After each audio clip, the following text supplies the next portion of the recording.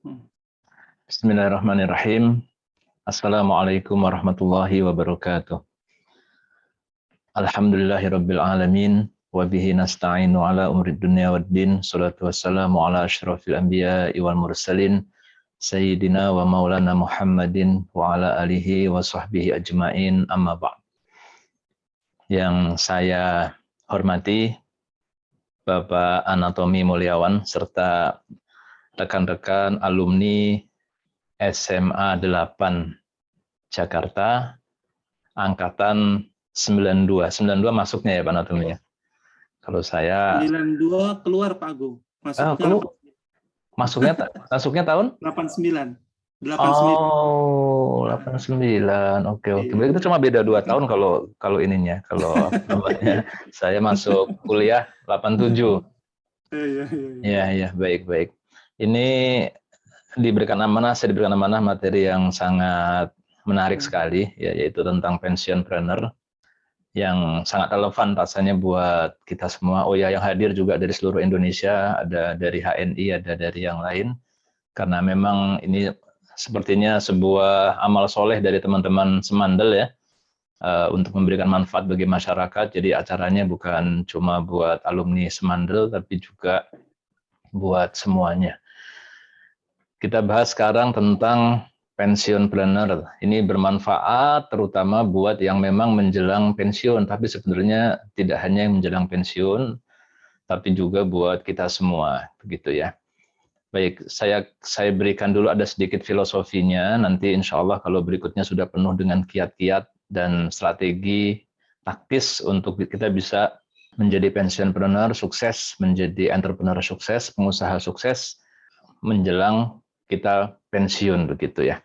Sebelumnya kita harus menjawab dahulu kenapa kita harus membahas materi ini. Pensionpreneur ini menjadi seorang entrepreneur di usia lanjut gitu ya. Usia yang paruh umur kita. Life is begin 40. Umur itu dimulai 40 tahun gitu.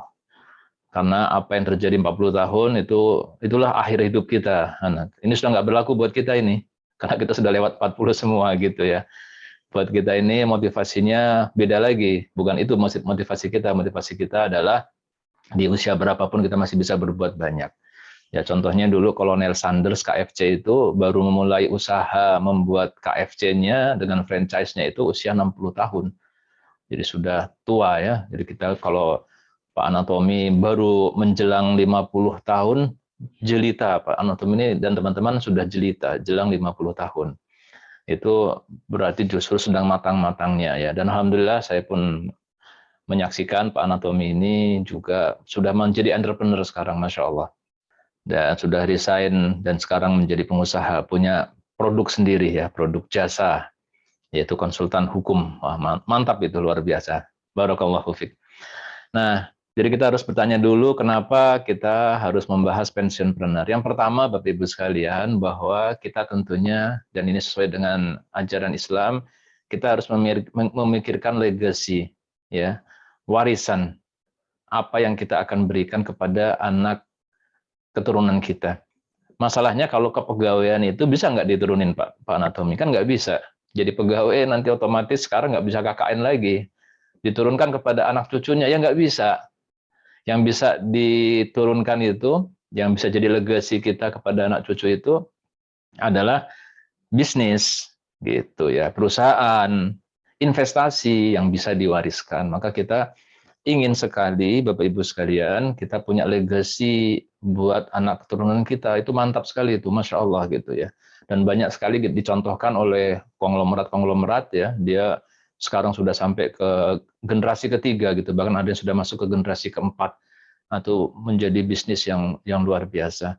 Kenapa Bapak Ibu sekalian ini hal yang penting? Mari kita kutiba alaikum, diwajibkan atasmu ketika apa? Idza hadaro ahadakumul maut, ketika sudah datang tanda-tanda kematian, tanda-tanda penuaan ya, rambut putih, ini kita sudah mulai nih, ada banyak penyakit dan lain-lain.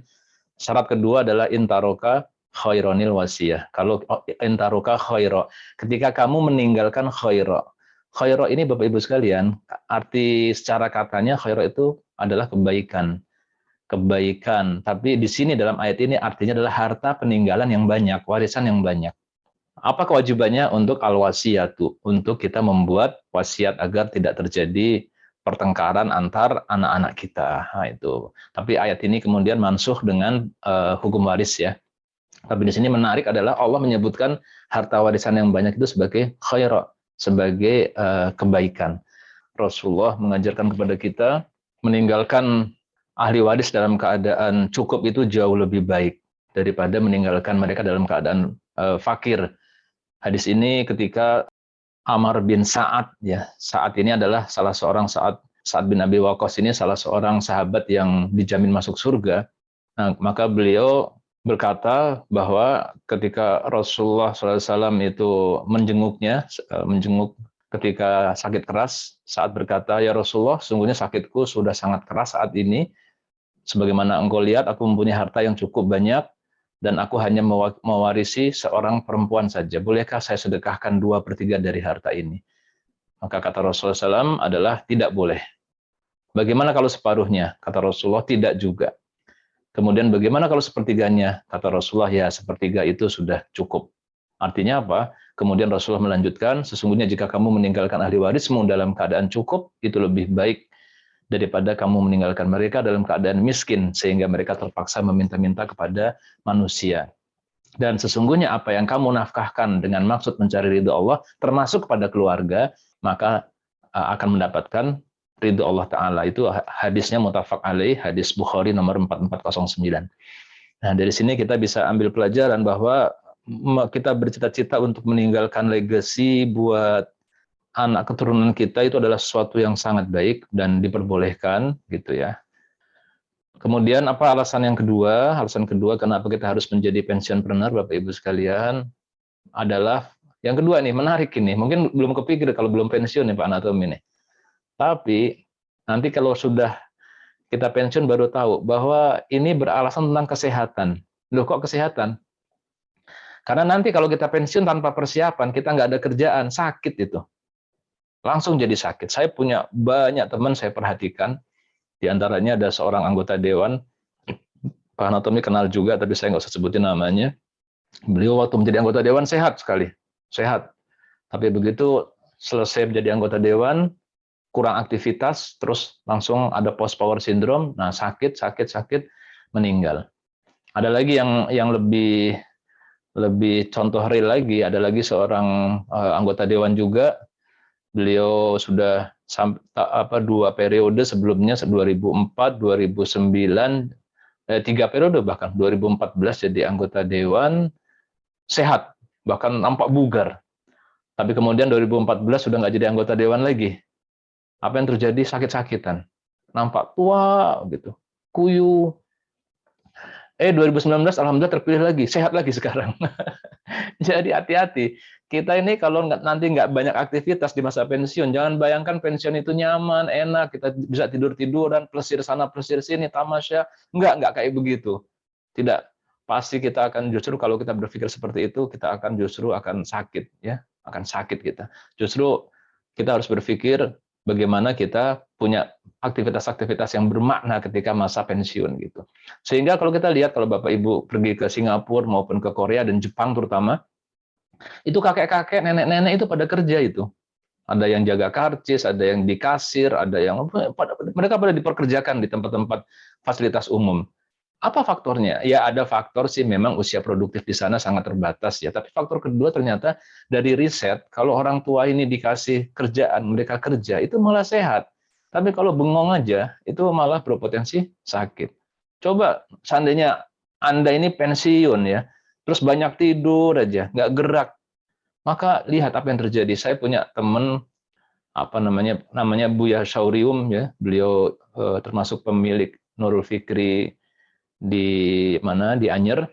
Beliau kemarin kena COVID sampai 40 hari itu dirawat di rumah sakit, diam aja di rumah sakit. Apa yang terjadi Bapak Ibu sekalian? Itu bayangkan betisnya itu tuh ototnya hilang, lengannya semua ototnya hilang, benar-benar hilang, tinggal kulit dengan tulang saja, nggak bisa jalan lagi. Karena ternyata dua minggu saja kita tidak bergerak itu sudah kehilangan 2/3 daripada otot kita.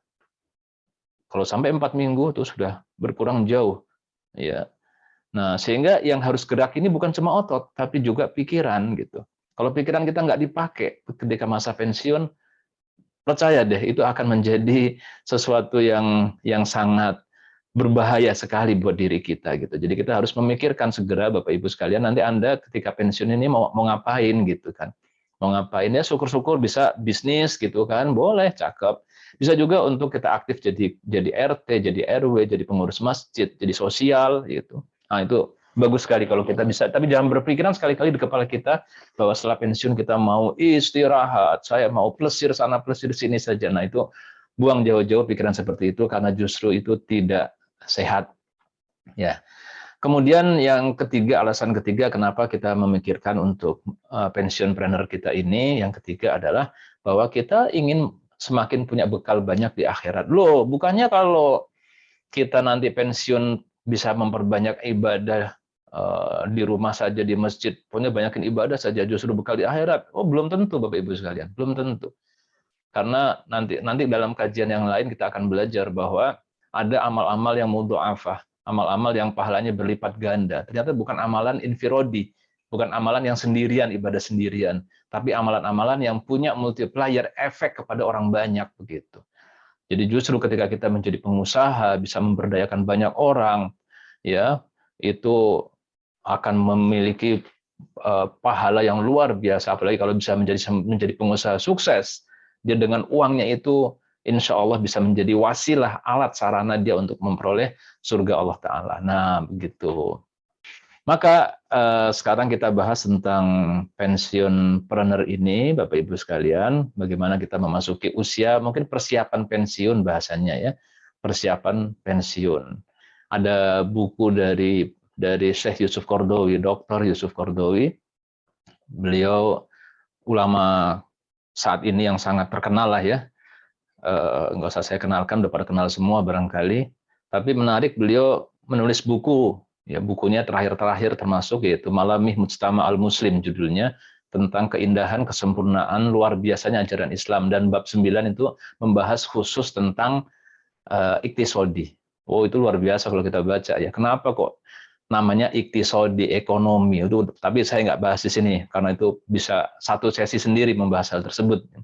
Tapi yang menarik adalah tadi kan kutiba alaikum idza hadara ahadakumul maut intaroka khaira. Allah menyebutkan harta warisan yang banyak, bukan harta warisan saja loh, harta warisan yang banyak itu sebagai khaira. Tapi kita lihat juga di ayat yang lain, wa innahu lihubbil khairi lasyadid. Itu artinya apa? Wa innahu, dan sungguhnya hu al insan manusia, lihubbi ya amat dia cinta, lasyadid amat sangat cintanya kepada apa? Lihubbi khairi, kepada khairi. Khairi ini adalah sama dunia.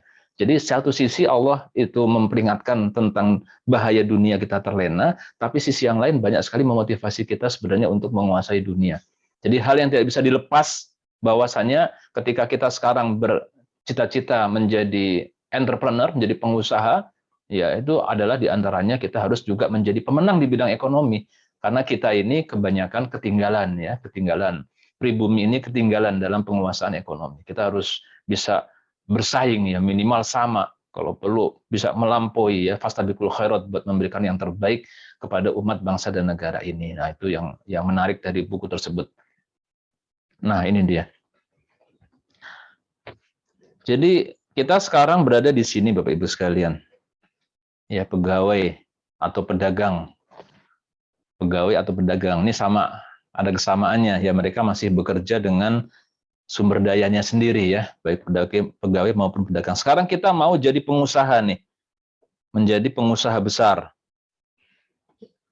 Kita definisikan saja yang dimaksud dengan pengusaha ini adalah pedagang besar. Ya, pedagang yang besar, bukan pedagang kecil, pedagang yang besar. Karena sunnahnya memang menjadi pedagang gitu. Pengusaha ini bahasa definisi yang belakangan saja munculnya. Jadi pengusaha itu maksudnya adalah pedagang besar. Jadi kalau pengusaha sudah pedagang besar, kalau pengusaha besar apa? Ya, berarti lebih besar lagi. Ya, kita pengen ke sini. Maka jalannya bagaimana? Mari kita lihat Bapak Ibu sekalian, kita sekarang ada di sini.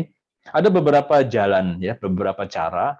Yang pertama adalah kita menabung gitu. Mau nggak mau itu harus menabung. Kenapa begitu? Kan kita pegawai saat ini. Kalau kita pegawai berarti kita harus punya tabungan dong buat usaha. Kita menyisihkan sebagian daripada penghasilan kita nih nanti kita gunakan buat berusaha. Jadi ada sebuah kaidah bahwa oleh para sahabat itu diajarkan ketika kita punya gaji, Bapak Ibu sekalian, itu pakai konsep sepertiga sepertiga. Sepertiga digunakan buat kebutuhan hidup, buat dapur, anak sekolah dan sebagainya. Nah, kemudian sepertiga lagi buat sedekah. Wah, kalau sedekah sepertiga berarti 33%. Ya, ini maksudnya buat sosial, buat semuanya lah ya, buat ngasih orang, buat ngasih keluarga. Nah, sepertiga lagi ini diputar di bisnis lagi. Jadi buat bisnis. Diputar lagi di bisnis. Jadi jangan dihabiskan. Tentunya angkanya tidak baku sepertiga, bergantung kepada kondisi masing-masing ya.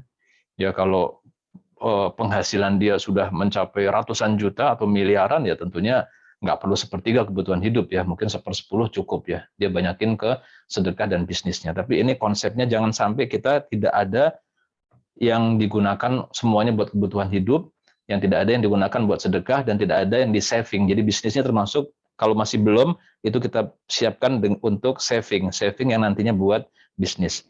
Nah, jadi pertama adalah kita menabung. Bapak Ibu harus disiplin ya, harus disiplin untuk menabung. Jadi caranya kita punya ini namanya financial family planning, perencanaan keuangan keluarga. Jadi kalau kita punya gaji Bapak Ibu sekalian, itu harus langsung ada plot-plot anggarannya. Ya, ada plot-plot anggarannya. Maka pertama yang harus diplot adalah zakat, infak sedekah. Nah, itu pertama tuh. Kalau manualnya pakai amplop-amplop kalau zaman dahulu. Amplop pertama zakat, infak sedekah yang paling pertama sudah. Jangan sampai kita luput ya. Kita misalnya bertekad jangan kalau zakat kan 2,5%, belum infak sedekahnya itu. Misalnya 5% atau 6,5% atau bahkan 10%, sudah. Jangan itu langsung gaji yang kita terima itu langsung kita masukin ke amplop untuk zakat, infak, sedekah.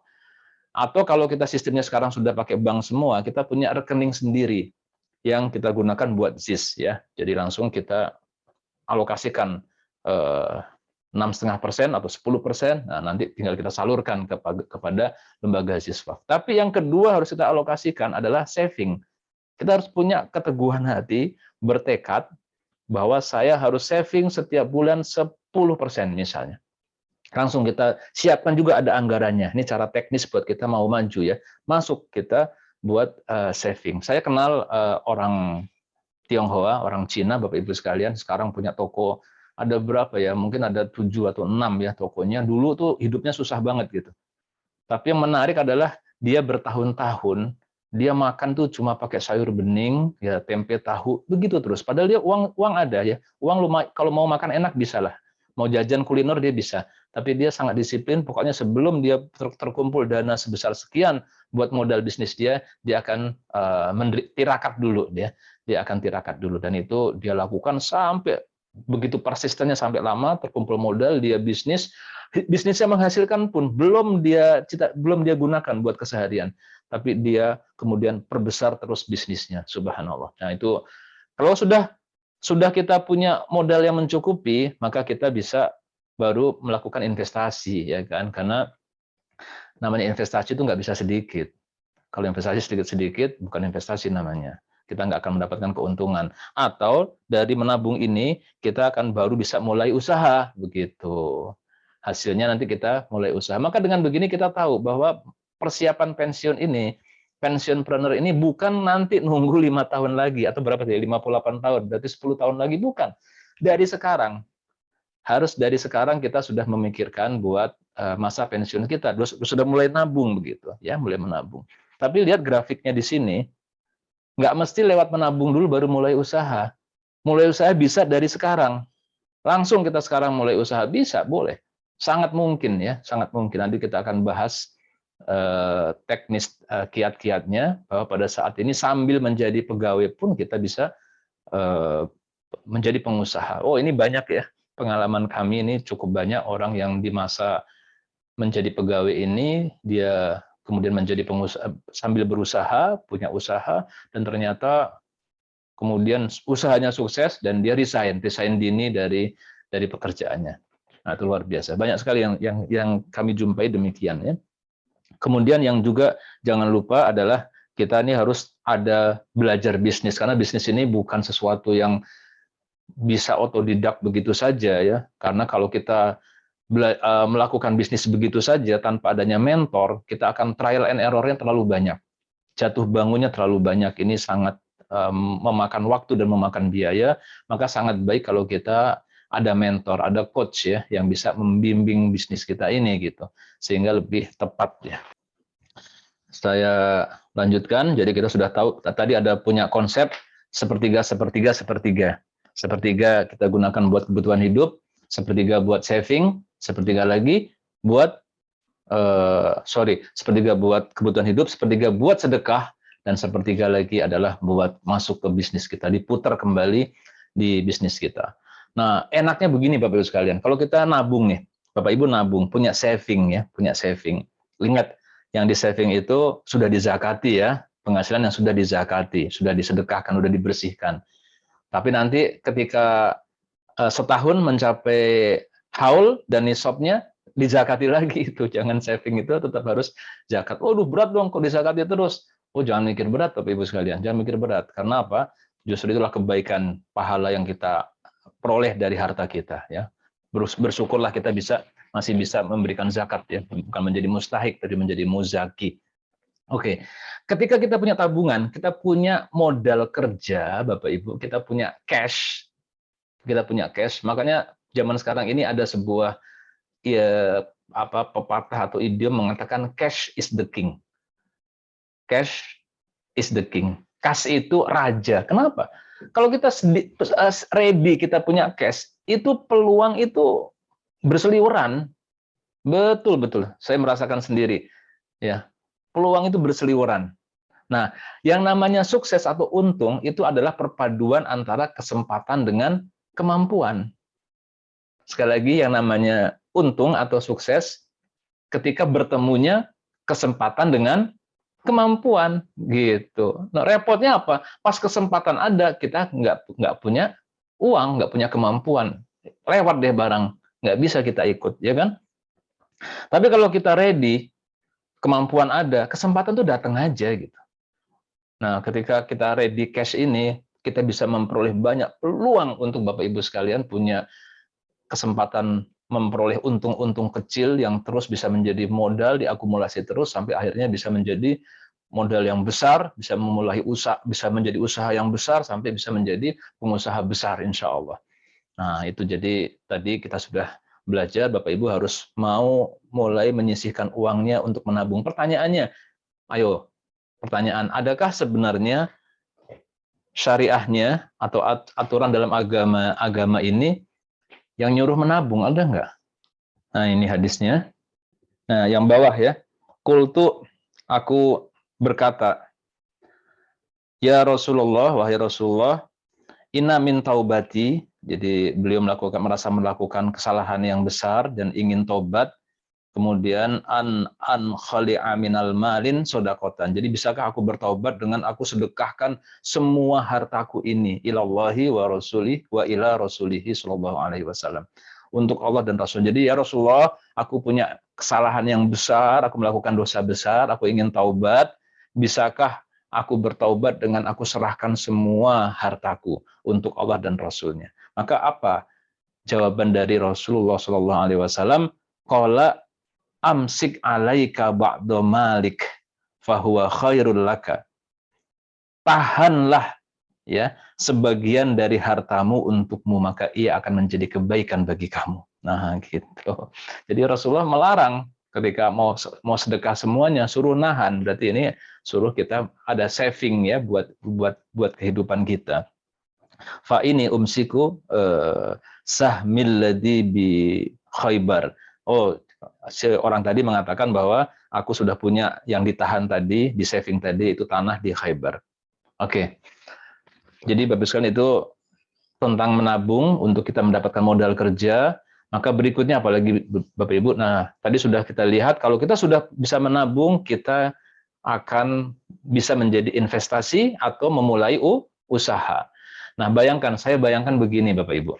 Anda yang dari semandel ini umurnya udah 48, 49 ya, nanti sebentar lagi pensiun, atau barangkali sudah ada yang mempersiapkan pensiun dini, kan tetap dapat pesangon kan.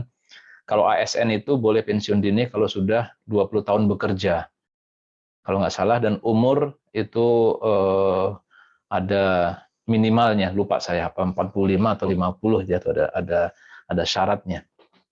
Nah, ketika Anda pensiun dengan terhormat, pensiun dini dengan terhormat, maka Anda akan mendapatkan uang banyak, uang pensiun ya. Dapat uang pensiun. Wah, ini masalahnya. Banyak sekali kejadian kemudian orang tertipu di sini.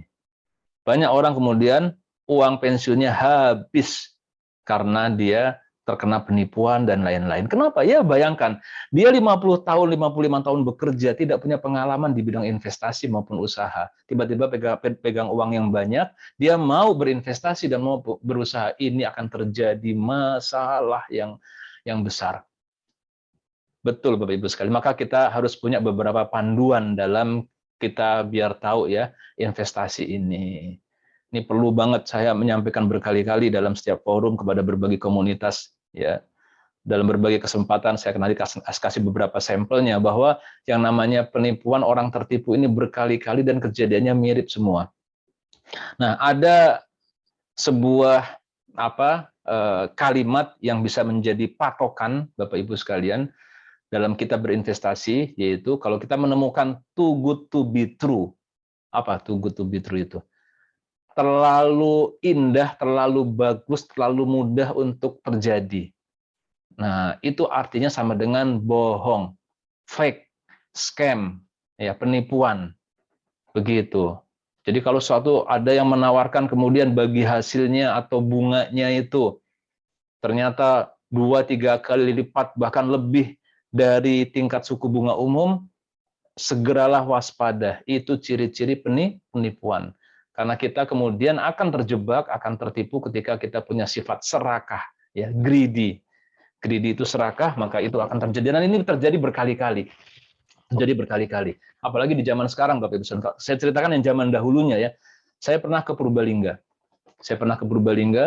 Kemudian sampai di sana lagi moncer banget, ada sebuah semacam BPR ya, semacam BPR yang menawarkan skim investasi yang luar biasa. Dia sudah umurnya sudah 2-3 tahun, sudah banyak yang terbukti. Hasil investasinya bisa 2 kali lebih besar daripada bank-bank secara umum. Dan yang mengendorse itu yang kodim, yang orang militer, pejabat. Setiap ada acara kabupaten selalu dia jor-joran dalam memberikan promosinya ya, memberikan sponsornya, memberikan sumbangannya. Wah, luar biasa. Ketika saya ke sana bersama Pak Rafiq Hananto, saya mengatakan ini scam ini. Ini scam. Masyarakat karena apa? Selalunya mereka itu akan selalu memberikan bukti lebih dahulu. Jadi sampai setahun itu mereka memberikan bagi hasil yang sesuai dengan janji. Akibat terjadi orang berhasil kan mendapatkan bagi hasilnya atau bunganya sesuai dengan yang diharapkan, kan jadi mulut ke mulut. Akhirnya semakin banyak dia merekrut orang. Akhirnya selama rekrutan baru orang investnya bisa menutupi hasil investasi yang dibayarkan, maka dia masih bertahan. Tapi pasti ada titik jenuhnya, begitu sudah uangnya itu habis atau berkurang, maka dia tinggal larinya. Maka terjadilah berikutnya berbagai macam tuntutan. Ini terjadi berkali-kali. Yang sudah misalnya ada investasi di bidang agro ya, yang sering banget. Tanahnya sama, taruhlah tanahnya ada 3-4 hektar. Tapi itu pula yang ditawarkan kepada ribuan orang. Ini tanah Anda nih, kita akan tanam jabon, tanam segala macam. Ketika invest, ketika ada yang bertanya, saya tanya, Anda invest di sana, apa jaminannya? Dapat sertifikat. Sertifikatnya atas nama Anda, atau dari perusahaan, atau dari BPN. Dari perusahaan. Itu fake. Itu pasti penipuan. Kalau mau Anda invest, minta sertifikatnya atas nama Anda. Itu safe. Walaupun kita paling nggak masih punya tanah kan. Nah, jadi di situ berbagai macam terjadi segala macam penipuan Bapak Ibu sekalian. Nah, yang zaman sekarang ini lebih canggih lagi Bapak Ibu. Hati-hati betul. Ini lagi apa namanya? Lagi ngetren yang namanya trading option ya, binomo dan sebagainya. Waduh, itu saya udah ketar-ketir ini akan jadi bola salju, akan pecah, dan sekarang sudah mulai ya banyak orang yang merasa dirugikan.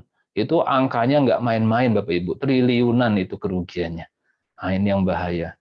Padahal jelas-jelas itu sangat berbahaya sekali. Dan ini sudah dari dulu ada namanya PTC, point to click. Point to click itu bagaimana sih? Samalah dengan inilah. Jadi seakan-akan dia ada yang dilakukan. Kalau dulu point to click itu logikanya seakan-akan betul, tapi kalau kita renungkan, ini penipuan gitu ya. Dan ini saya nggak berpanjang lebar, intinya begini saja. Kalau Anda mau investasi, pastikan bahwa lembaga yang Anda invest tadi terdaftar di OJK. Itu patokannya. Terdaftar di OJK, dan yang kedua, pastilah tingkat bagi hasilnya atau yield of investment-nya itu paling lebih sedikit dibandingkan dengan tingkat suku bunga umum. Nggak mungkin sampai 2, 3, 4 kali lipat. Kalau lebih, itu question mark, itu tanda tanya. Dan sekarang Bapak Ibu sekalian itu dicampur sama flexing.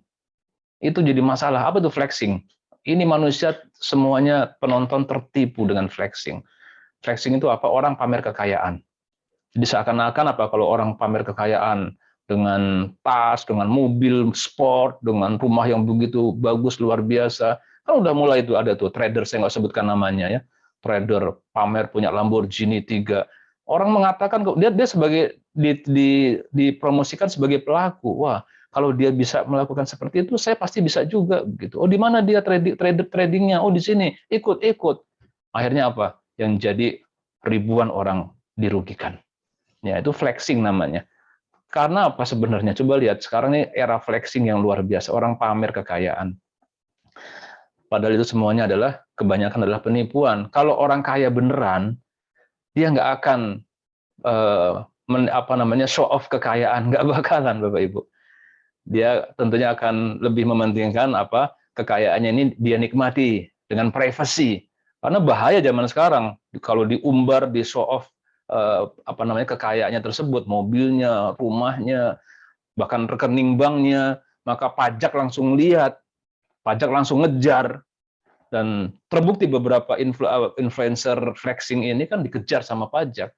Yang dulu terjadi kan ada salah seorang yang kemudian memamerkan saldonya yang sekian miliar, puluh miliar ditampilkan. Wah, ini saldonya, flexing itu. Berikutnya langsung dikejar pajak. Dan sampai Dirjen Pajak posting kan bahwasannya si fulan itu ternyata tidak seganteng aslinya, artinya pas dikejar justru ketakutan. Jadi ini bahaya banget Bapak Ibu sekalian. Pada era sekarang hati-hati betul dalam investasi ya. Tadi ada beberapa panduannya. If too good to be true, maka itu adalah curigai adalah scam. Curigai adalah fake, palsu, bahaya, penipuan yang harus kita hindari. Nah, begini Bapak Ibu. Dengan memahami ini, Anda akan bisa jelas, clear ke depan. Mari kita lihat. Kalau orang biasa, semacam buku kas gitu ya, ini adalah pendapatan, income, ini income, ini biaya hidup. Logikanya, alurnya, cash flow-nya itu adalah dia terima gaji, ya misalnya gaji, digunakan buat dapur misalnya. Dapur, sekolah, biaya hidup lah. Ya, begitu flow-nya begini.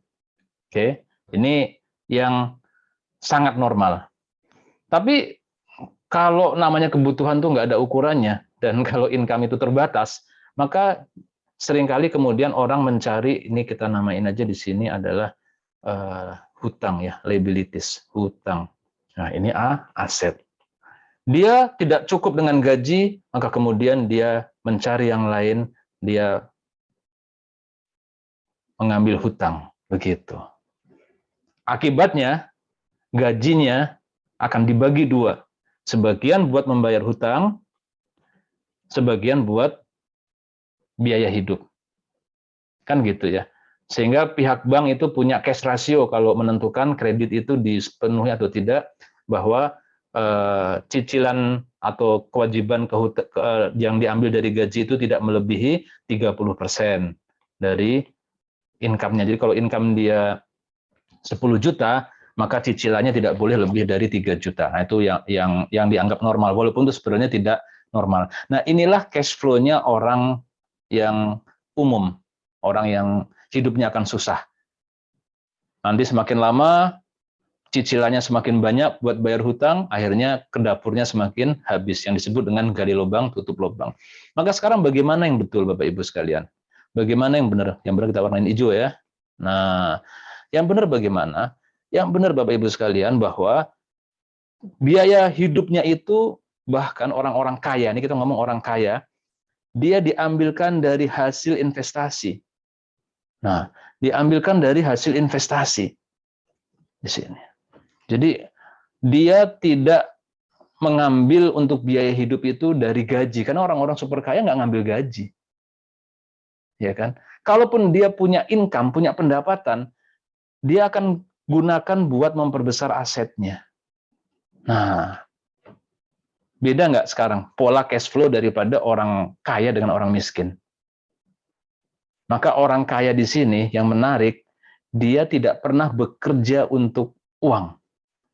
Dia tidak pernah bekerja, maksudnya adalah apa? Dia bekerja untuk mendapatkan uang, yang uangnya itu digunakan buat kebutuhan sehari-hari. Nggak pernah bekerja begitu. Ada kita lihat misalnya Sandiaga Uno atau pengusaha-pengusaha besar, dia mencari uang dari ngisi training ceramah-ceramah, nggak ada. Dia nggak ada. Semua yang dia lakukan untuk memperbesar aset. Aset inilah yang akan menghasilkan uang baginya. Asetlah yang akan bekerja untuk dia untuk menghasilkan uang. Jadi yang dia lakukan bukan buat mencari uang, tapi untuk memperbesar aset. Ditangkap nggak Bapak Ibu sekalian? Nanti kita akan jelaskan lebih lanjut. Ini beda prinsip yang sangat fundamental antara orang kaya dengan orang miskin, antara pegawai dengan pengusaha. Harus kita pahami dengan benar gitu. Karena beda sekali kerja untuk kebutuhan sehari-hari, untuk uang, dengan kerja buat memperbesar aset dan investasi. Bisa aset, bisa investasi. Beginilah pola cash flow yang berbeda antara orang yang kaya dengan orang miskin. Maka kita kemudian dengan demikian sudah memahami flow daripada uang orang pengusaha dan bukan pengusaha, sehingga kita tahu bahwa mereka itu kerjanya adalah memperbesar aset dan investasi. Sehingga nanti ketika ada hasil dari aset dan investasi, dan namanya investasi pasti ada hasilnya, dari asetnya itulah yang digunakan, yang dipakai buat kebutuhan kehidupan sehari-harinya. Yang itu jauh lebih kecil, masih berlebih, enggak. Nah, jadi dia tidak bekerja buat kebutuhan dapurnya, tapi dia bekerja untuk asetnya. Beda dengan orang yang miskin, dia bekerja untuk kebutuhan dapurnya, kebutuhan hidupnya. Bahkan kurang, dia biayai dari hutang. Nah, itulah yang menjadi bermasalah. Karena beda antara orang kaya dengan orang miskin, bukan mobilnya, bukan rumahnya, bukan tampilannya, bukan apparelnya, bukan bajunya, bukan sepatunya, bukan. Tapi orang miskin adalah orang yang mengambil kenikmatan, kesenangan di masa yang akan datang, ditarik buat dinikmati hari ini. Itu orang miskin. Dia belum sanggup beli rumah, kalau rumah mungkin kebutuhan pokok ya, beli mobil mewah, tapi dia paksakan kredit. Itu kan berarti kita mengambil kenikmatan yang harusnya masa depan, dia tarik buat sekarang. Maka yang terjadi dalam hukum keuangan, dia akan mengalami diskonto. Diskonto apa berarti? Semakin mengecil asetnya, hutangnya semakin berlipat ganda bunganya, ribawinya. Nah, begitu. Tapi orang kaya adalah orang yang rela mengorbankan kenikmatan sekarang untuk masa depannya.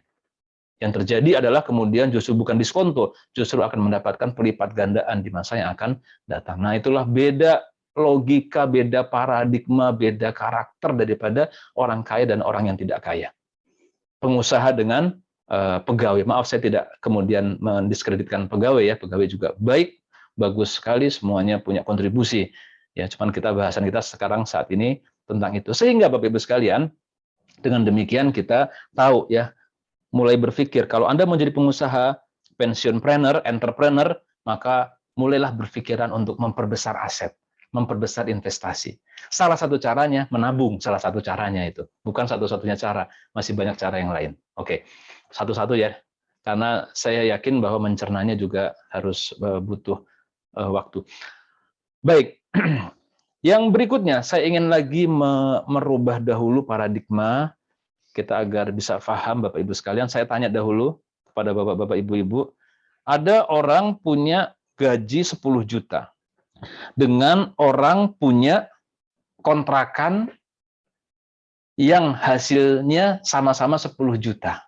Itu sama atau beda Bapak Ibu? 10 jutanya sama atau beda? Beda. Nah, ternyata itu beda banget Bapak Ibu. Berbeda sekali. Jadi ternyata beda antara income atau gaji dengan hasil investasi. Apa bedanya? Apa bedanya? Ya bedanya adalah kalau Anda tidak bekerja, income-nya nggak dapat. Tapi kalau itu adalah hasil investasi, kan investasinya masih ada, terus bertahan. Walaupun Anda sakit, misalnya, nauzubillah min zalik, kita sakit, tetap penghasilan itu akan terus ada. Nah, jadi bedanya begini ya. Ada orang punya income tadi gaji ya, gaji 10 juta. Hasil investasi income juga, tapi dimaksud income di sini adalah gaji ya. Bukan income tuh luas maknanya. Punya gaji 10 juta rupiah. RP 10 juta. Nah, dia punya hasil investasi 10 juta rupiah nih. Kata orang, menurut ahli-ahli properti dalam hal sewa menyewa, sebuah properti itu layak dibeli kalau dia bisa disewakan dengan hasil 4% per tahun.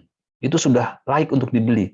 Kok lebih rendah daripada tingkat investasi di bank? Ya karena dia mendapatkan capital gain.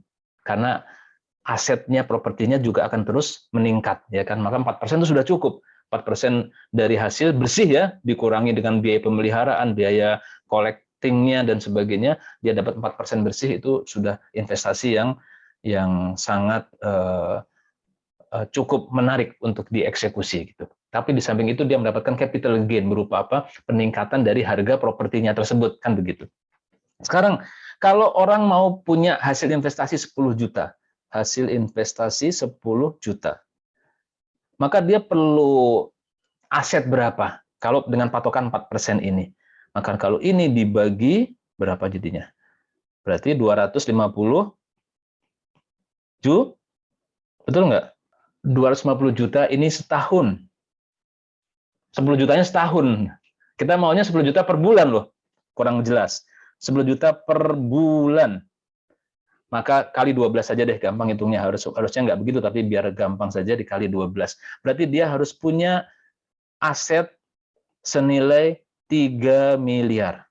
Baru kita bisa dapat hasil investasi 10 juta per bulan. Maka itu bedanya. Kalau orang mendapatkan hasil investasi 10 juta per bulan, itu seperti dia punya aset senilai minimal 3 miliar. Nah, jadi ini menariknya investasi. Oke, siapa yang punya aset investasi 3 miliar, ya alhamdulillah, berarti dia sudah punya penghasilan 10 juta per bulan. Nah, ini beda berarti income dengan hasil investasi. Maka seorang pengusaha, seorang entrepreneur memahami betul hal ini. Sehingga yang menjadi pikirannya adalah kenapa? Kalau dirinya semakin sepuh, semakin tua, semakin penyakit, atau sebentar lagi sudah mau pensiun, sudah pasti dia tidak selamanya bisa mengandalkan tenaganya, tidak selamanya dia bisa bekerja. Maka dia harus memikirkan sebuah penghasilan yang sifatnya adalah investasi. Oke, ini penting Bapak Ibu memahami beda antara income dari hasil investasi dengan income dari gaji. Jauh bernilai income dari hasil investasi. Jadi punya hasil investasi 1 juta per bulan itu disyukuri banget. Berarti kita seakan-akan punya aset 300 juta rupiah. Nah, gitu ya. Dapat ya? Baik, saya lanjutkan lagi. Itu logika tentang kita memahami hasil investasi tidak sama dengan gaji. Nah, Bapak Ibu sekalian, berikutnya adalah masih ngomong investment ini, hati-hati. Berlaku kaedah dalam investasi itu high gain, high risk. Sesuatu yang hasilnya high gain, hasilnya besar, pasti resikonya besar. Low gain, low risk. Nah, jadi ini harus hati-hati. Dan kita tahu ya, kalau sesuatu ditawarkan hasilnya besar, pasti juga resikonya besar. Misalnya contoh ya, perbankan itu ada yang sifatnya ya kalau fix ya, kita mendapatkan fix income, pasti itu low risk. Tapi kalau dia ditawarkan high income, ya, yield yang besar, persen keuntungan yang besar, pasti juga resikonya besar ya. Resikonya ruginya juga pasti ada. Itu sudah merupakan hukum dari investasi. Maka Anda perlu curiga kalau ada orang yang menawarkan high gain, low risk. Nah, ini bagian dari kita memiliki sifat prudent, hati-hati. Lanjut Bapak Ibu sekalian, sudah jam 2 nggak kerasa. Yang berikutnya adalah ketika dalam investasi, saya ingatkan kembali, Bapak Ibu harus hati-hati banget, jangan nafsu, jangan greedy, jangan serakah. Dan nanti kalau sudah punya banyak uang, jangan taruh investasi itu dalam satu keranjang, dalam investasi yang sama. Ini malah kalau yang sifatnya scam, penipuan, ya sifatnya binary, itu yang namanya binary option itu lagi ngetren ya, binomo dan sebagainya, jangan diikutin Bapak Ibu sekalian. Kalau kita nggak ngerti juga ada Bitcoin, ada cryptocurrency, itu jangan diikutin. Itu sudah difatwakan oleh Majelis Ulama Indonesia haram. Maka kita akan terjebak di sana, dan masya Allah, nauzubillah min dzalik, kita bisa akan memperoleh kerugian yang sangat besar. Bertahun-tahun kita ngumpulin uang, ternyata hilang dalam sekejap. Itu yang bahaya banget. Ya. Nah, kemudian tadi kita sudah investasi, kita mulai usaha. Dalam memulai usaha maupun investasi, itu harus dijaga satu hal yang paling penting. Anda harus prudent. Apa prudent? Prudent itu apa? Hati-hati, konservatif. Ya. Sehingga ketika mau investasi atau bikin perusahaan, itu harus mulai dari kecil, Bapak Ibu. Anda punya peluang besar, luar biasa. Misalnya begini, misal contoh ya, Anda diminta sama HNI, ayo nih ada peluang mau bikin produk. Oke, ini formulanya ini sudah ada, sudah pasti akan diterima oleh pasar. Anda dapat order buat bikin produk. Maka sebuah hal yang bukan prudent, Anda langsung invest 100 miliar, beli lahan, bangun pabrik, rekrut staf buruh, rekrut direksi dengan gaji tinggi.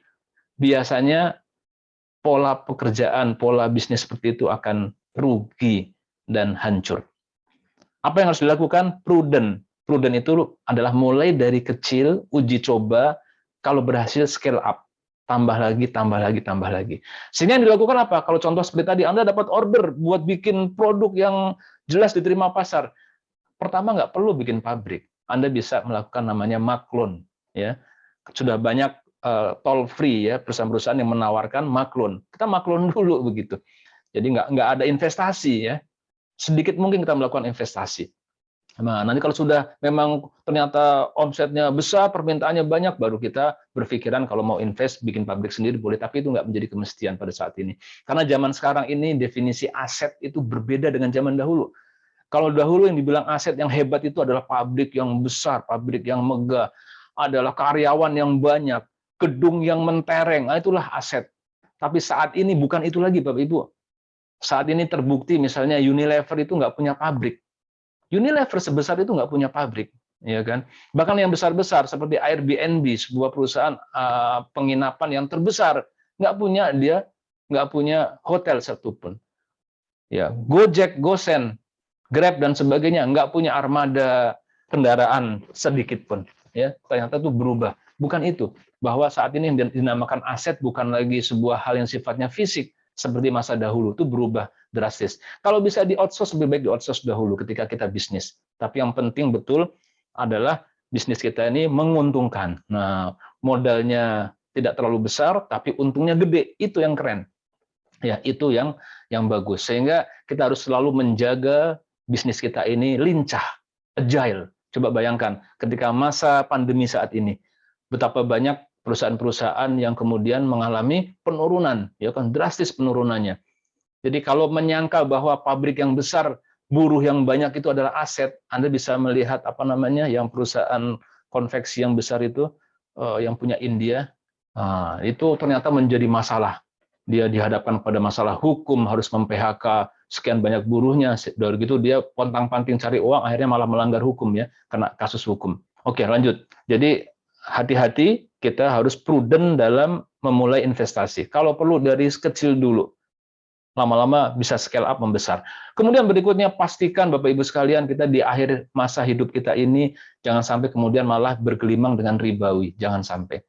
Ya, pastikan produk yang atau bisnis yang kita lakukan halal, tidak ribawi ya, kita pastikan hal tersebut. Kalau kita investasi, perhatikan dia terdaftar di OJK, begitu kan. Kalau perlu ada sertifikasi halalnya harus dari DSN MUI dan seterusnya. Oke. Nah, berikutnya sudah kita berusaha nih.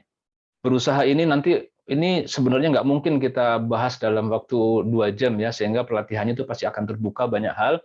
Tapi saya hanya memberikan guidance saja. Nanti berikutnya secara detail ada coaching yang lebih detail lagi harus ada. Yang menjadi pikiran kita begini, saya hanya paradigma besar yang harus kita rubah ya, bahwa jangan Anda berpikiran untuk punya usaha hanya sekedar buat hidup. Ya. Kenapa? Karena ketika itu terjadi, Anda bukanlah seorang entrepreneur. Indonesia ini dicatat sebagai negara dengan Global Entrepreneur Index nomor 97, udah naik sekarang level nomor 78 di dunia gitu. Apakah karena orang Indonesia tidak suka menjadi pengusaha entrepreneur? Bukan. Kalau Bapak Ibu datang ke Pondok Kelapa, dari ujung ke ujung orang usaha semua. Di Warakas itu dari ujung ke ujung sampai ke ujung, semuanya nggak ada rumah yang nggak ada usahanya. Tapi kenapa mereka tidak bisa disebut entrepreneur? Karena ketika dia hanya berusaha hanya untuk menghidupi kebutuhan sehari-hari, maka itu belum dikatakan sebagai entrepreneur.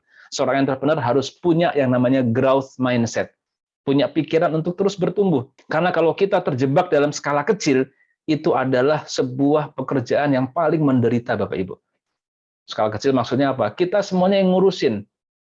Kata orang, bisnis yang paling enak itu bisnis makanan, kuliner. Karena apa? Asal enak dikejar sama siapapun, betul nggak? Betul ya. Tapi kalau kita berpikirnya kita yang masak, kita terus yang jaga toko, udah ada saudara ya di pinggiran kota Jakarta jualan nasi uduk. Nasi uduknya enak banget, ya. Apalagi semur jengkolnya.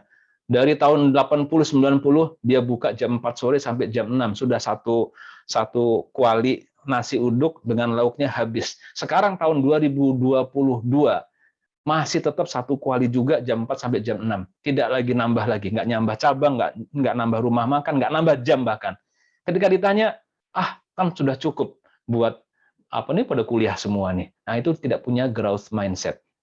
Kita hindari karena apa? Hal itu akan terjadi, kita justru akan capek menjagain bisnis kita. Sehingga langkah berikutnya saya tunjukkan lagi tadi gambar yang tadi. Begitu kita sudah mulai usaha, Anda harus punya yang namanya growth mindset, maka kita kemudian harus melakukan scale up, harus menjadi besar. Caranya 2D, delegasi, duplikasi. Maksudnya delegasi apa? Yang tadinya yang masak kita harus ganti ada koki sendiri. Yang tadinya yang ngurusi administrasi kita harus sudah didelegasikan kepada bawahan. Harus ada menjadi general manager, bukan kita lagi. Sehingga kita bisa remote control dari jauh. Itu baru namanya scale up. Dan ketika sudah berhasil duplikasi dan delegasi, kita bisa buka cabang di berbagai tempat.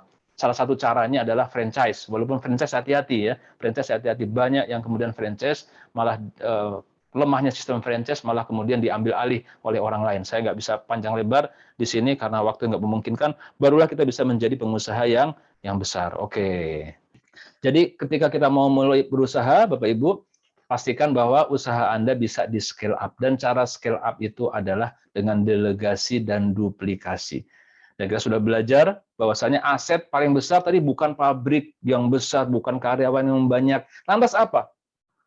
Pertanyaannya kan begitu. Terus apa aset yang terbesar sekarang, Bapak Ibu? Pertanyaan saya begini, Bapak Ibu mengenal unicorn, yang namanya Gojek, yang namanya OVO, yang namanya segala macam ya, Traveloka dan sebagainya. Kita kenal dahulu di awal berbagai marketplace tersebut bakar uang. Bakar uang. Gojek ngasih promo-promo yang luar biasa ya, baik kepada si pengendara Gojeknya maupun kepada konsumen. Apa tujuannya? Untuk mendapatkan customer base, network. Itulah aset yang saat ini dikejar banyak orang, sampai rela bakar duit miliaran, ratusan miliar, bahkan bakar uang buat mendapatkan customer base. Hal yang lain, Bapak Ibu. Sekarang siapa yang punya penghasilan yang terbesar dalam era sekarang ini? Para influencer. Seperti siapa? Ya, seperti Raffi Ahmad, Nagita, Boim, Ria Ricis, dan sebagainya ya, yang bahkan ada yang cuma kerjanya mainan anak yang balon-balon itu, ternyata subscribernya bisa belasan juta ya, luar biasa. Dia bisa memperoleh 54 miliar setahun dari YouTube-nya. Lantas pertanyaannya, kenapa dia bisa mendapatkan penghasilan begitu besar di online? di sosial media karena dia memiliki banyak follower, subscriber, itulah network. Jadi sekarang ini aset terbesar itu diantaranya adalah network. Apalagi selain network, brand, Bapak Ibu. Kenapa ada sepatu tas kita bagus-bagus di Cibaduyut ya, harganya cuma 2 juta rupiah, yang paling bagus tuh 2 juta tuh. Kalau 500.000 banyak kulit 500.000. Tapi yang namanya LV, tas LV harga 30 juta belum kulit, masih kanvas, 50 juta baru kulit. Sampai yang mereknya Hermes itu sampai harganya miliaran coba. Sama-sama dari kulit. Kenapa? Apa yang membedakan?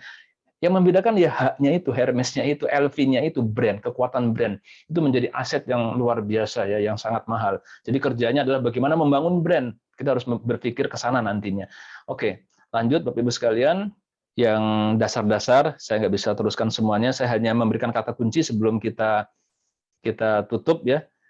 Saya merimain kembali apa yang kita bahas sekarang, bahwa kata kunci yang pertama adalah kita harus berpikiran punya legacy, warisan yang banyak, memberikan al-khair ya, berbuat untuk kebaikan. Yang kedua, kita sudah paham sepertiga, konsep sepertiga, saving sepertiga, konsumsi sepertiga, kemudian sedekah sepertiga, dan diputar di bisnis sepertiga. Jadi kita harus mulai menabung.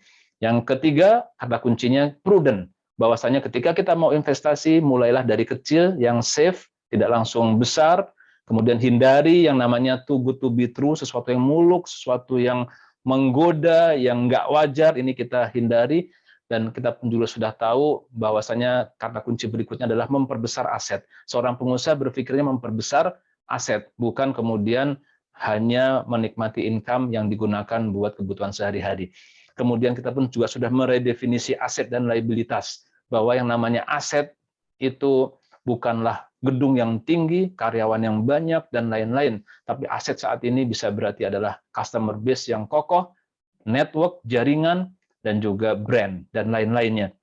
Kemudian berikutnya kita sudah paham ya beda antara pedagang dan pengusaha. Kalau pengusaha selalu berpikir untuk scale up. Dan untuk bisa scale up perlu delegasi dan duplikasi. Anda kalau punya bisnis nanti jangan semuanya maunya dikerjakan sendiri, tapi harus sudah mulai pendelegasian kepada orang lain, dan akhirnya bisa secara sistem bisa berjalan dengan baik.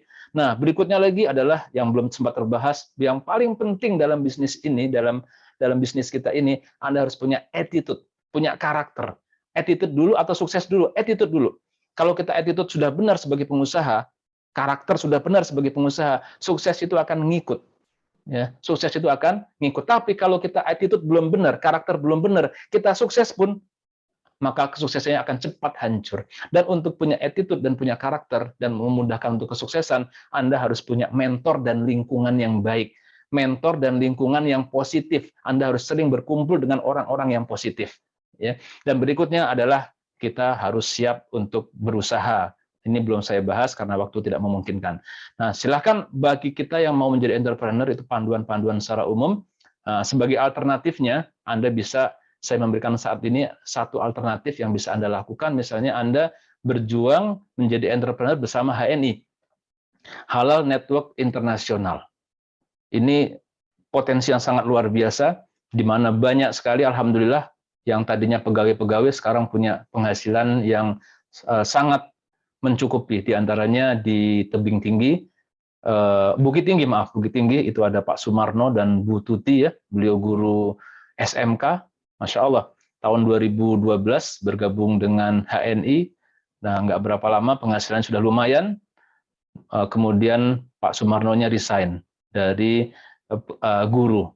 Kemudian terus Bu Tuti masih sebagai guru SMK, dan ketika tahun 2019 izin kepada kita, kepada komisaris, karena kebetulan komisaris kita orang Padang juga, sama-sama orang Sumatera Barat, untuk resign. Maka Buya Muslim bertanya kepada Bu Tuti, berapa gaji di pegawai negeri? Maka Bu Tuti menjawab adalah beliau sudah lumayan belasan juta rupiah. Berapa bonus penghasilan per bulan di HNI? Ya lebih dari 100 juta rupiah. Oh, gedean di HNI berarti kan. Kalau begitu Ibu menjadi guru itu ikhlas apa enggak? Oh, ikhlas banget Pak, saya nggak cari duit jadi guru. Nah, kalau gitu teruskan, jangan keluar dari pegawai negeri, dari guru ya. Dan ada juga di Jogja Pak Basit Sugianto, beliau bekerja di Departemen Keuangan di BPLK. Nah, beliau ini sudah 4C, gajinya 25 juta di pegawai negeri, tapi di HNI bisa mendapatkan ratusan, ya, lebih dari 100 juta rupiah. Masya Allah, subhanallah, Bapak Ibu. Yang luar biasa adalah beliau mau resign karena sudah punya penghasilan yang begitu besar. Nah, sama kita dilarang untuk resign karena ASN juga perlu orang-orang yang baik, jangan ditinggalin semua. Itu yang luar biasa. Pelajarannya adalah ternyata Pak Basit, Bu Tuti, Pak Sumarno ini sebagai pegawai pun masih bisa untuk membangun bisnis ya bersama HNI. Itu yang luar biasa. Nah, kenapa kok HNI bisa menjadi peluang sebagai entrepreneur? Ada beberapa kata kunci juga. Terakhir, mohon maaf Pak Anatomi, saya selesaikan dulu mungkin 5 menit lagi. Sama Bapak Ibu, di HNI ini adalah sebuah jalan menjadi entrepreneur. Karena kita diawali menjadi pemakai, kemudian kita bisa menjadi penjual atau pedagang, berikutnya menjadi pengusaha. Sama. Cuma kalau di tempat yang lain boleh kita jualan, kita nggak pakai. Tapi kalau di HNI Anda harus wajib pakai. Karena kita nanti akan mengembangkan bisnis dengan hati. Nggak mungkin kita nggak pakai produknya, tapi kita jualan atau kita mengajak orang lain, nggak mungkin. Nah, jadi kita mulai dari pemakai, menjadi penjual atau pedagang, dan akhirnya menjadi pengusaha. Dan sama juga di sini kita di HNI ini fokus untuk memperbesar aset yang paling bernilai. Dia adalah network, customer base. Makanya nggak mungkin sukses di HNI kalau dia tidak melakukan rekrutmen, ya, mengajak orang dan kemudian juga tidak membina mereka. Karena kalau cuma diajak doang nggak jadi apa-apa. Dia harus dibina dan alhamdulillah tapi HNI punya sistem support system yang baik, bisa membina mereka menjadi orang-orang yang hebat.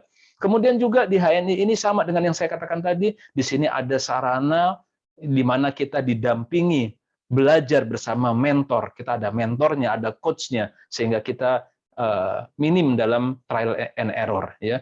Kemudian di HNI ini juga ada sekolah bisnis yang terbaik, yang bisa membentuk kita menjadi selalu positif dan tangguh.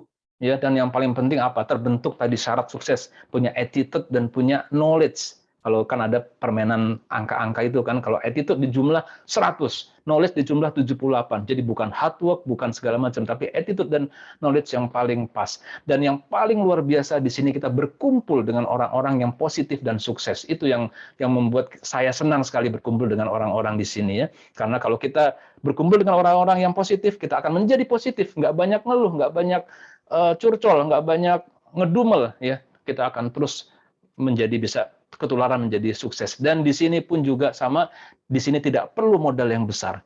Modalnya sangat kecil saja. Ya, dimulai dari Rp10.000 saja sudah cukup. Bahkan tanpa modal juga bisa. Kalau kita nggak punya 10.000 pun bisa juga. Silakan hubungi agen-agen HNI, itu bisa membantunya ya. Nggak jadi masalah karena mereka sudah dididik menjadi orang-orang yang pengen membantu orang lain. Dan di sini Bapak Ibu sekalian memungkinkan kita menjadi pengusaha yang besar. Karena di sini delegasi dan duplikasi itu terjadi dengan baik.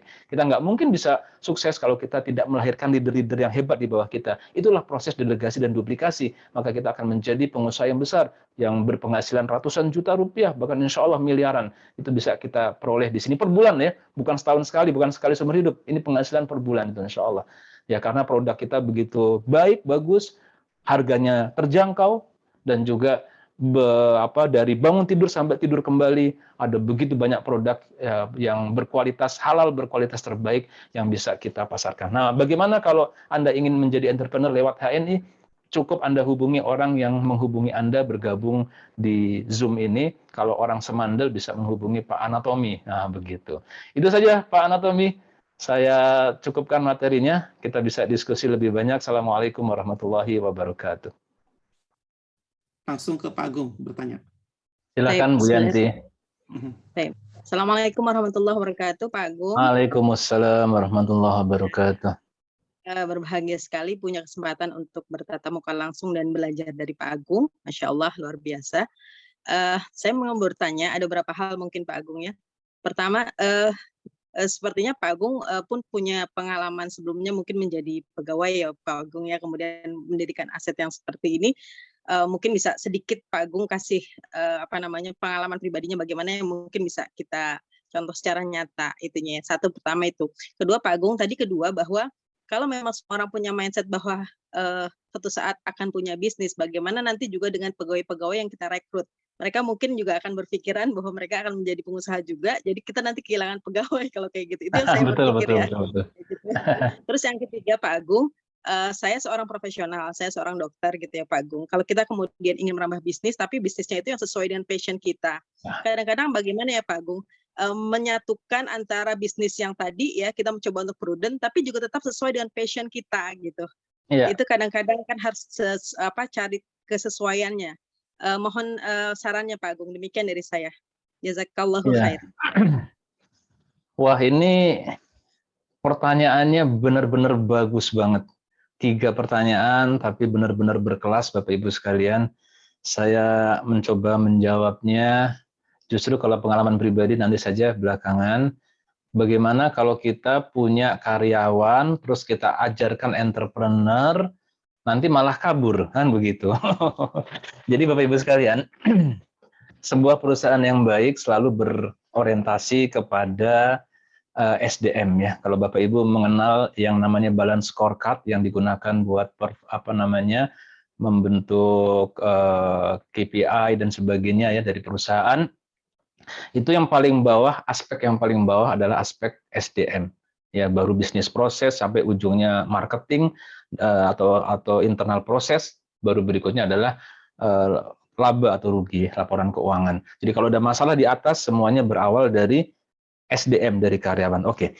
Jadi sedangkan jiwa sebagai entrepreneur ini sebenarnya melekat pada siapapun. Dalam pelatihan-pelatihan di HNI Bapak Ibu kita dilatih ya untuk memahami jiwa entrepreneur. Artinya setiap tindakan kita ini harus bisa memberikan kontribusi yang nyata buat perusahaan. Terus kalau dia dilatih entrepreneur, dia tertarik, dia mau keluar, bagaimana? Nggak ada masalah.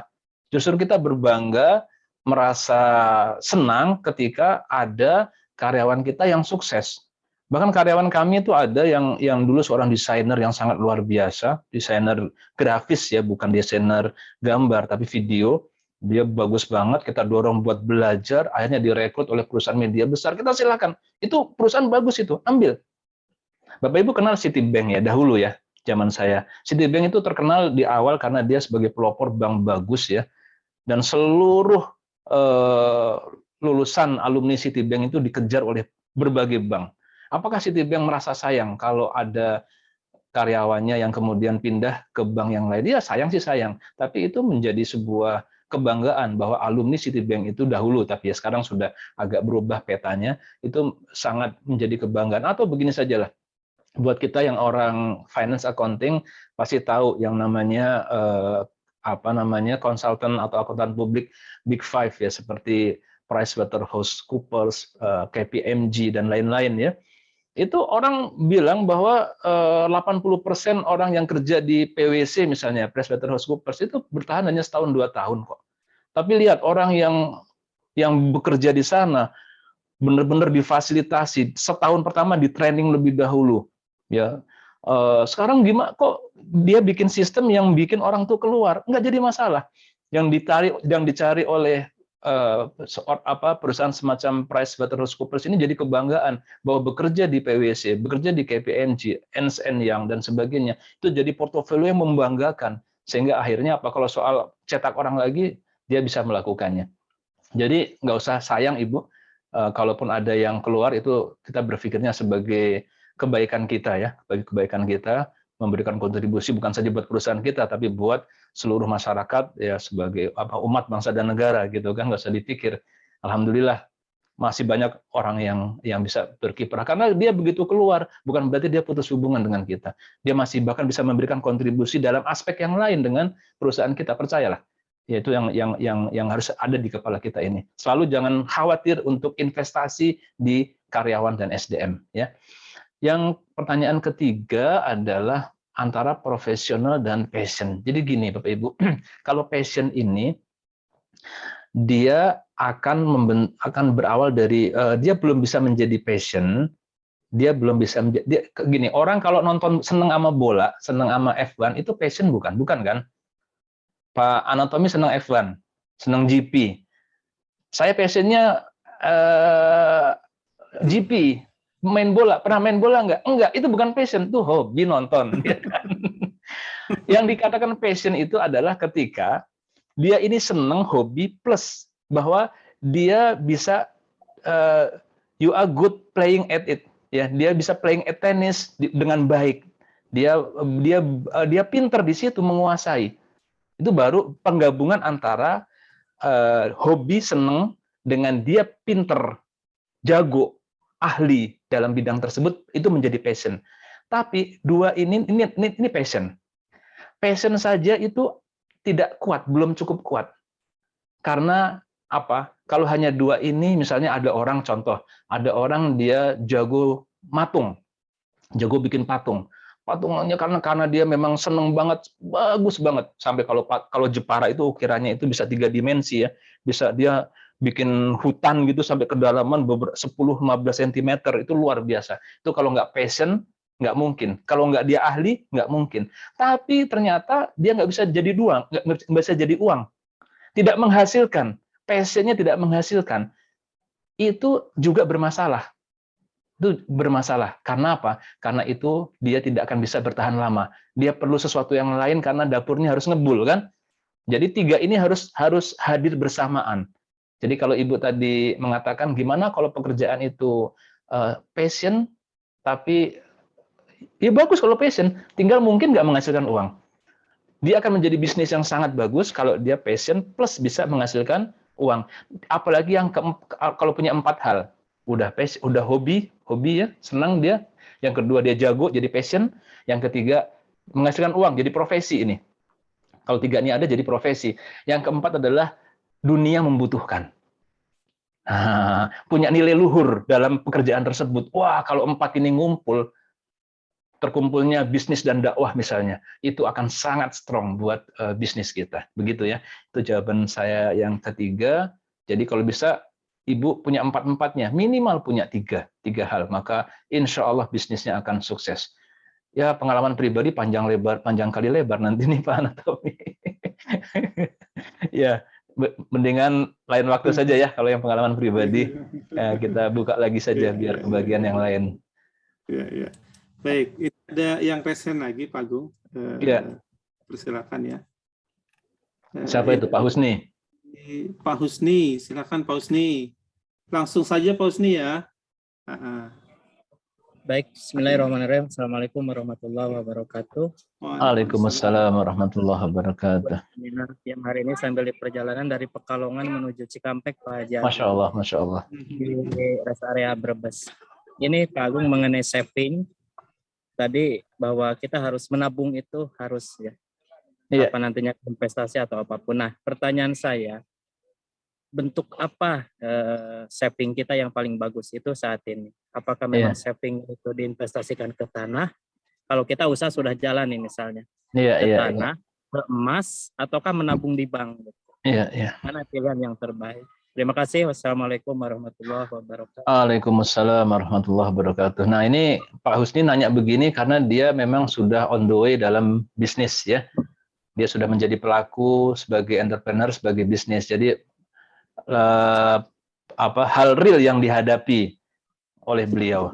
Jawabannya Bapak Ibu sekalian adalah satu hal. Yang pertama, Anda dalam bisnis ini lupa saya sampaikan, jadi mengingatkan saya untuk menyampaikan, yang sering menjadi kesalahan dalam pebisnis adalah dia mengalami mismatch dalam pengelolaan keuangan. Apa itu mismatch dalam pengelolaan keuangan? Ketika misalnya dia menggunakan dana jangka pendek buat keperluan jangka panjang, itu mismatch. Contoh begini, ini yang paling ekstrim aja nih, walaupun jarang terjadi dan nggak mungkin terjadi, contoh yang biar kita gampang nempelnya. Anda mengambil pinjaman jangka pendek 1 tahun untuk bangun gedung. Padahal gedung itu kan jangka panjang sifatnya. Itu mismatch, itu bahaya. Atau sebaliknya, menggunakan pinjaman jangka panjang membuat jangka pendek juga berbahaya. Ya. Nah, sehingga yang perlu kita siapkan di sini memang adalah keperluan, kita harus punya bayangan cash flow, sehingga kita tahu berapa kebutuhan kita terhadap uang yang liquid. Sekali lagi, kita perlu dana liquid itu berapa. Anda harus menghitung cash flow nih. Misalnya Pak Husni, buat muterin uang di tokonya perlu berapa, gitu kan? Buat bayar karyawan perlu berapa? Terhitung udah. Nah, itu jangan sampai kebutuhan dana yang jangka pendek tersebut, yang bulanan, ya, itu digunakan buat beli tanah. Itu mismatch, paham ya? Jadi harus kita hitung dengan cermat bahwa kebutuhan jangka pendek harus cukup dicukupi dengan aset jangka pendek. Aset jangka pendek misalnya apa? Ya uang di bank itu jangka pendek. Kemudian logam mulia itu jangka pendek. Deposito juga jangka pendek, ya kan ada yang bisa bulanan roll over dan sebagainya. Itu perlu. Yang kedua juga, ketiga juga perlu uang yang harus ketika dibutuhkan cepat. Misalnya ada kesempatan, saya pernah Bapak Ibu sekalian punya kesempatan, cuma detailnya nggak boleh saya sampaikan gitu ya. Yang jelas ini real karena nggak ada resikonya, karena semuanya atas nama saya, tapi saya dalam waktu 3 bulan bisa memperoleh keuntungan sampai 40%. Itu real itu. Maka coba bayangkan kalau saat itu muncul saya nggak punya uang. Ya kan, uangnya dalam bentuk tanah yang jualnya susah, pusing 7 keliling tuh, nggak jadi tuh. Sekali lagi yang namanya keuntungan adalah berkumpulnya antara kesempatan dengan kemampuan. Saya ikut tuh, alhamdulillah 3 bulan itu dapat untungnya 40%, subhanallah. Bukan ribawi, bukan, tapi itu betul-betul real dan itu kesempatan yang muncul aja. Nah, maka kita harus menyiapkan diri, itulah yang dikatakan cash is the king. Yang faktor yang lain kita perlu banget likuiditas adalah ketika Bapak Mas Husni punya bisnis, tiba-tiba diperiksa pajak, langsung ditetapkan bahwa Anda kurang bayar 3 miliar, Anda nggak punya uang, habislah itu tersebut ya. Sehingga pastikan bahwa ketika itu terjadi pun kita sudah punya plan A, plan B, sudah siap semuanya. Nah, kalau itu semua sudah diukur, kita bisa baru sebagiannya nanti sisanya ditaruh dalam investasi yang jangka panjang, bentuk tanah, bentuk usaha, bentuk perusahaan dan lain-lain. Begitu ya. Jadi memang harus ngitung cash flow-nya dengan baik dan itu bergantung kepada bisnis kita masing-masing, tidak bisa disamaratakan. Iya. Ini pengusaha kita ini. Saja. Saya mengikuti banget Pak Anatomi bagaimana resign dari pekerjaan dan kemudian sekarang menjadi pengusaha konsultan hukum, subhanallah, dan saya klien beliau. Ya, jujur saja di tengah perjalanan ketika mulai usaha sempat agak patah semangat juga sampai Pak Agung memotivasi, ya sudah kalau gitu saya klien pertama Anda. Ya sudah, saya semangat lagi.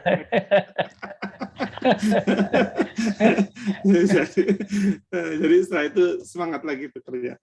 Memang tidak mudah ya. Jadi ya, pertanyaan saya terkait dengan itu Pak Agung. Karena memulai usaha itu kan tidak langsung berhasil. Betul, betul.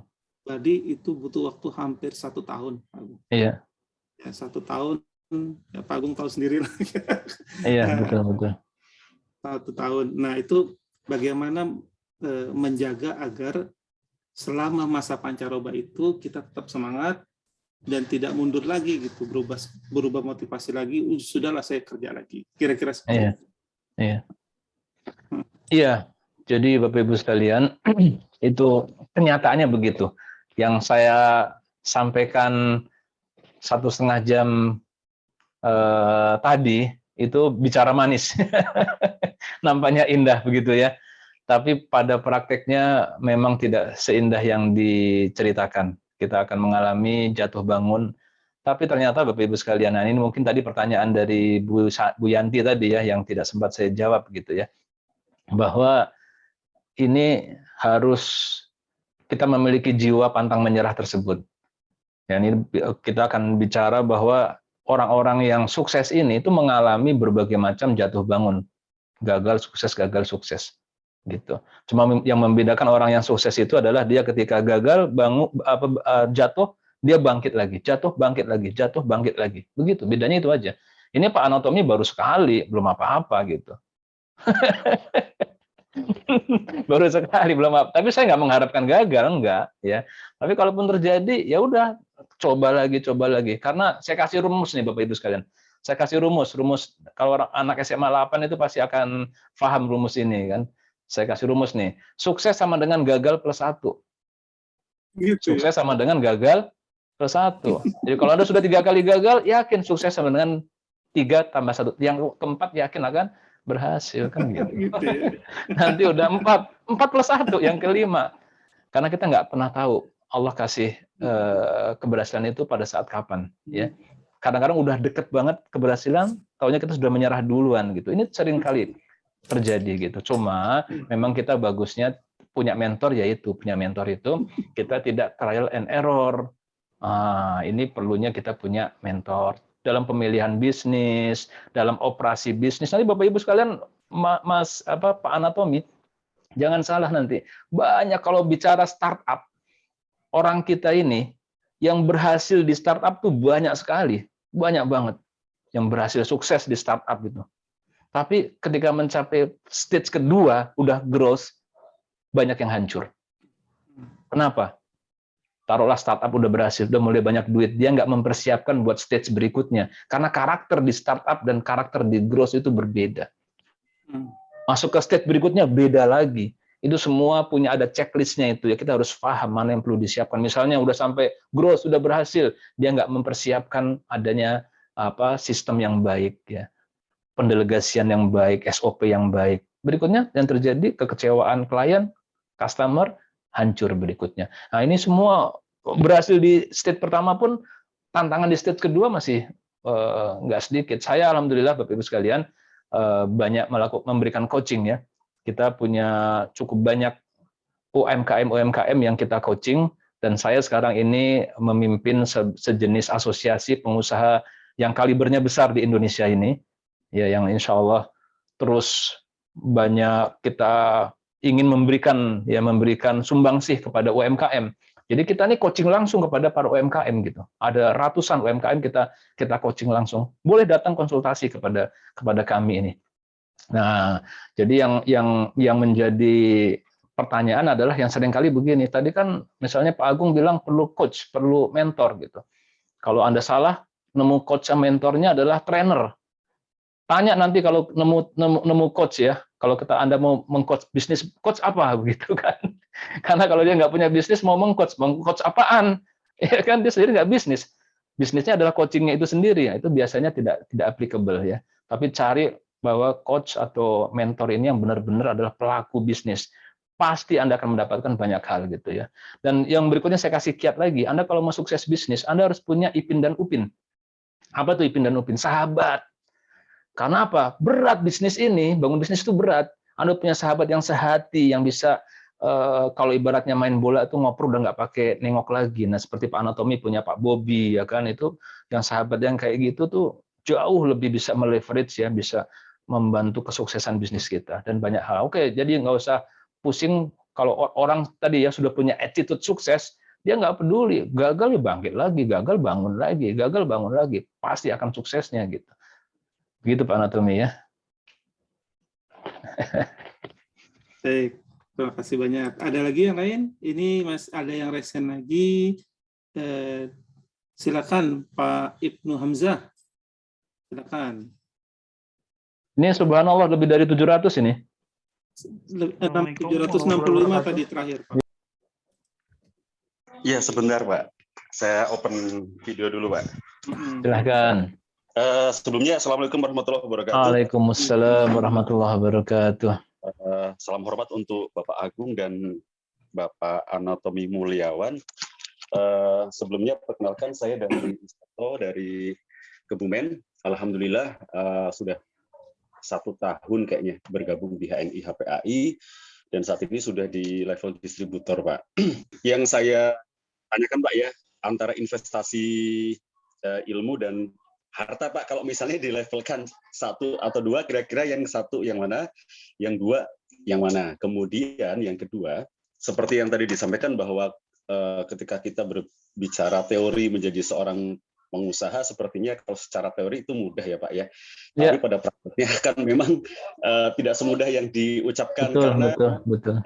Setiap orang itu punya kapasitas atau level diri sendiri-sendiri. Mungkin bagi yang punya pengalaman yang banyak gitu ya, atau mungkin punya bekal pendidikan yang cukup tinggi, mungkin bisa bilang cukup mudah. Tapi bagi yang mungkin pendidikannya mungkin tidak begitu tinggi, tapi punya semangat tinggi, itu kadang-kadang juga itu menjadi sebuah hambatan ya Pak ya, karena pendidikan yang mungkin jenjangnya tinggi itu juga mempengaruhi networking dari seseorang gitu kan Pak.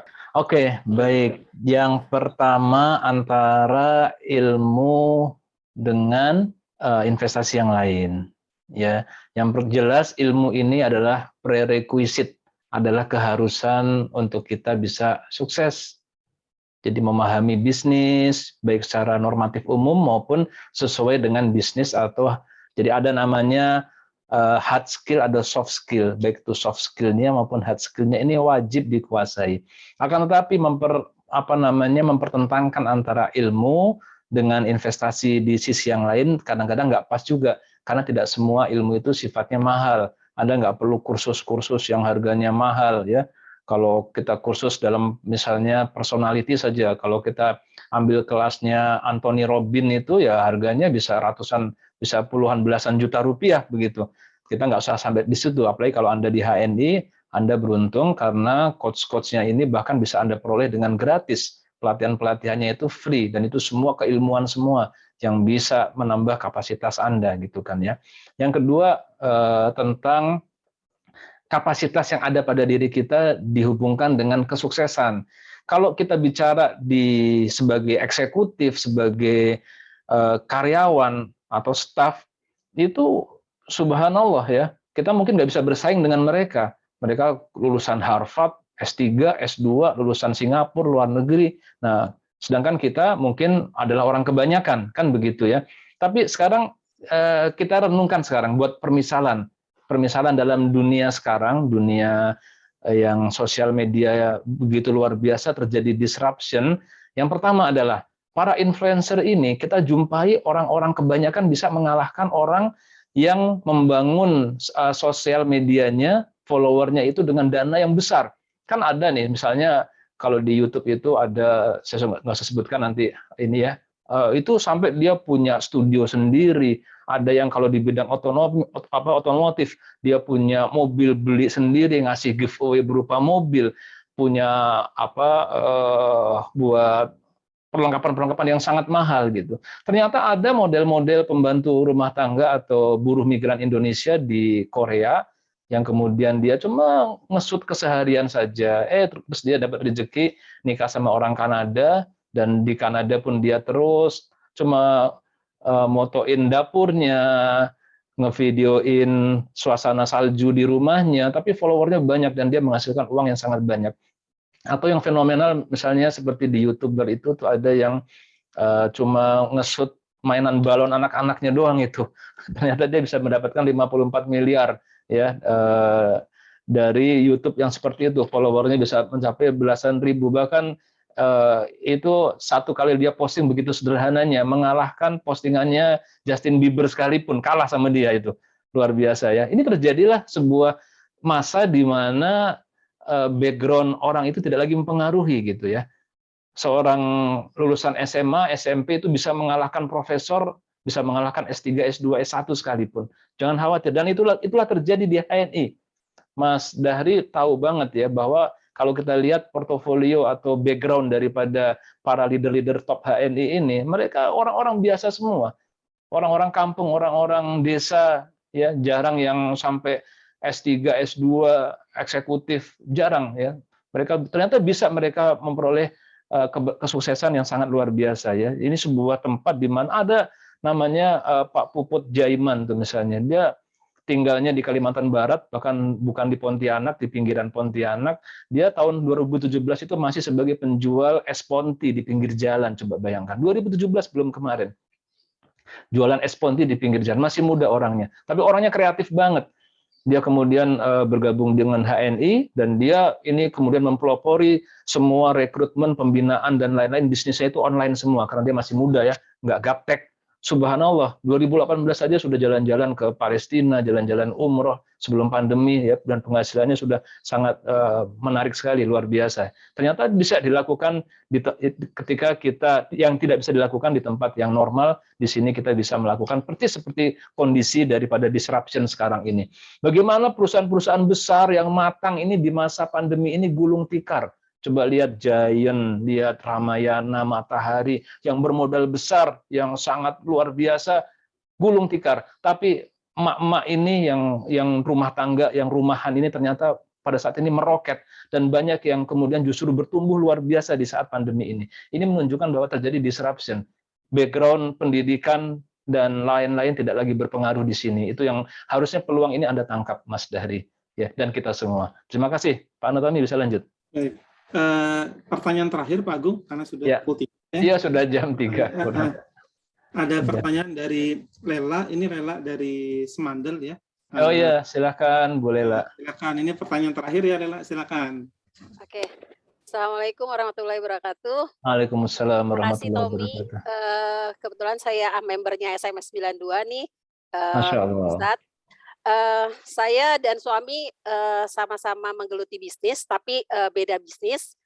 Saya di travel, perjalanan halal tour dan umroh gitu ya. Suami di konsultan.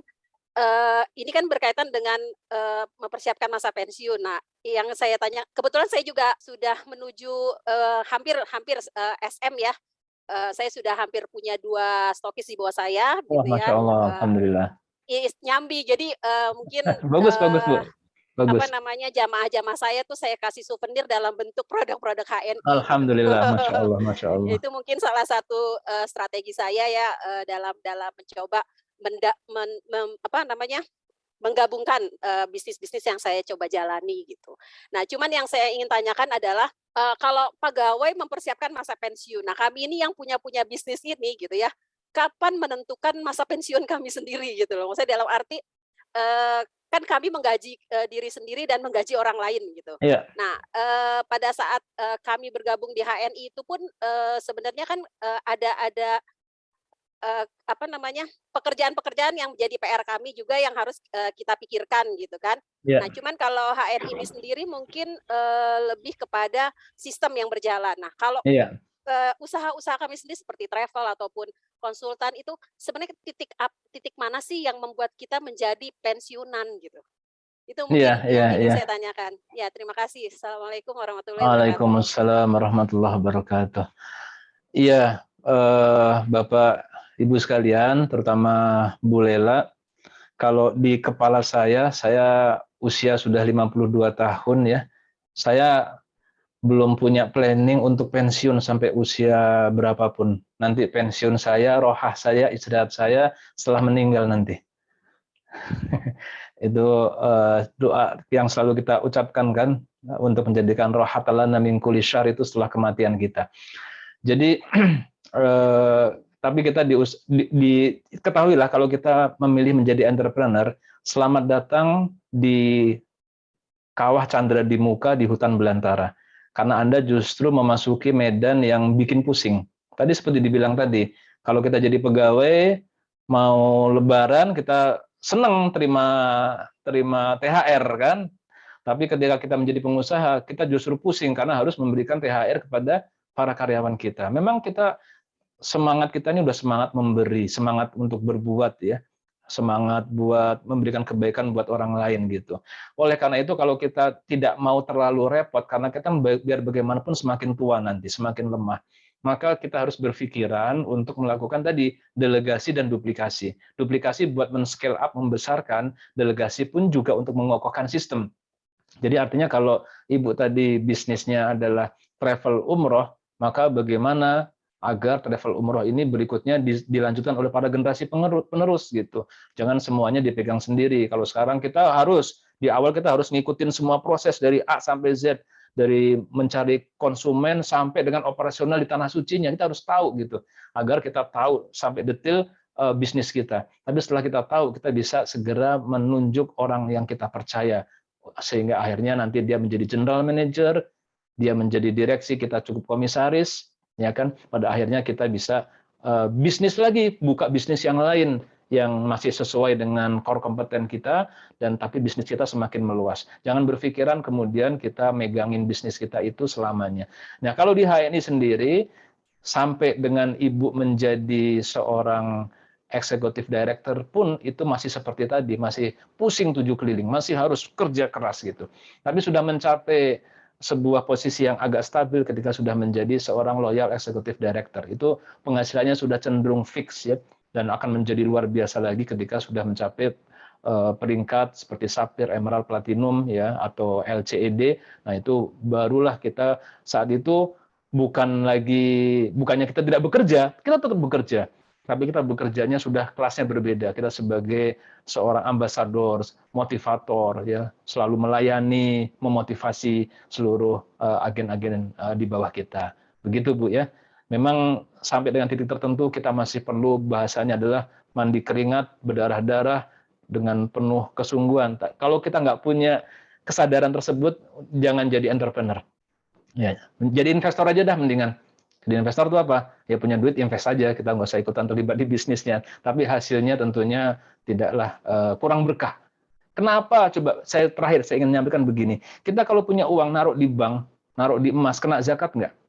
Kena zakat.